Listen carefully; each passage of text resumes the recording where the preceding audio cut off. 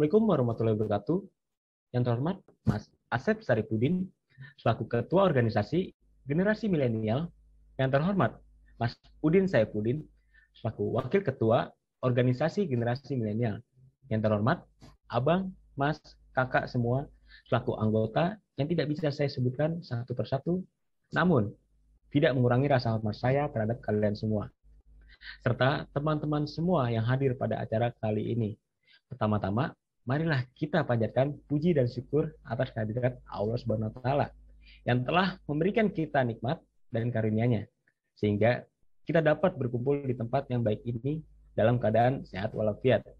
Sebelumnya, saya ingin mengucapkan terima kasih kepada Mas Asep Saripudin selaku Ketua Organisasi Generasi Milenial yang telah mempercayai saya dalam menyampaikan sebuah pidato pada hari ini. Pada kesempatan kali ini, saya akan membawakan materi yang berjudul Perkembangan Pendidikan di Era Milenial. Hadirin yang berbahagia, semakin berkembangnya zaman, kita semua selalu dituntut untuk selalu berkembang dan mengikuti zaman. Bukan hanya kita saja yang merasakan, namun semua manusia yang ada di dunia dipaksa untuk terus berkembang dan menjadi lebih baik.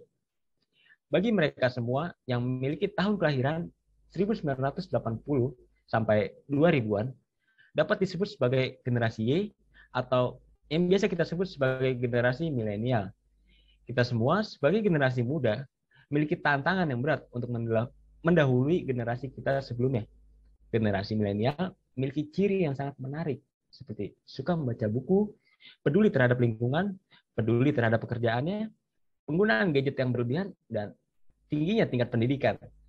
Membahas terkait tingginya tingkat pendidikan yang ditempuh oleh generasi milenial, saya tertarik untuk membahas lebih dalam dan tentunya apa yang kita alami di Indonesia saat ini.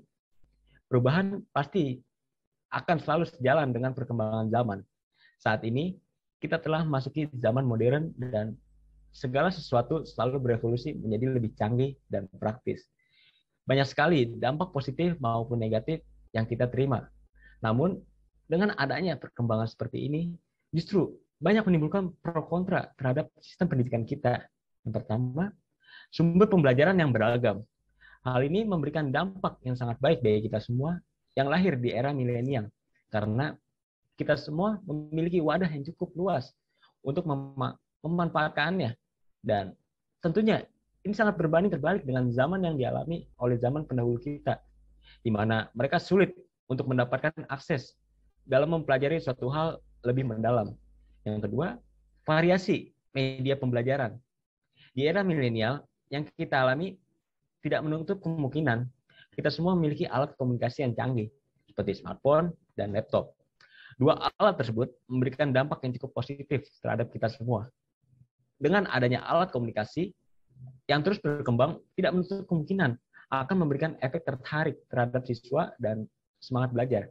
Ketertarikan yang dialami oleh siswa banyak dimanfaatkan oleh guru-guru di Indonesia, bahkan seluruh dunia dalam proses belajar mengajar. Yang ketiga, pembelajaran online. Dampak dari perkembangan zaman dan tentunya pada bidang teknologi, pembelajaran online menjadi solusi ketika dalam keadaan mendesak seperti yang kita alami pada saat pandemi COVID saat ini. Ketika pandemi COVID berlangsung, semua sistem pembelajaran berubah secara total karena ingin memperkecil kemungkinan virus berkembang di Indonesia. Dengan adanya pembelajaran online seperti ini, membuat kita semua dapat beraktivitas seperti semula. Namun, kebanyakan orang merasa bosan dan lelah dengan sistem pembelajaran seperti ini yang dianggap kurang efektif. Pada intinya, segala jenis perkembangan yang kita semua alami akan membawakan dampak baik, positif, maupun negatif terhadap kita semua. Kita hanya dituntut untuk terus berkembang seiring perkembangan zaman. Agar dapat terus berjalan, saya harap materi yang saya sampaikan pada kali ini dapat bermanfaat bagi kita semua, dan tentunya saya berharap pandemi dapat segera selesai agar sistem pembelajaran kita dapat berjalan seperti normal lagi. Mungkin itu saja materi yang saya sampaikan pada kesempatan kali ini. Apabila terdapat kekurangan dalam penyusunan kata, saya mohon maaf. Sekali lagi saya ucapkan terima kasih. Wassalamualaikum warahmatullahi wabarakatuh. Terima kasih.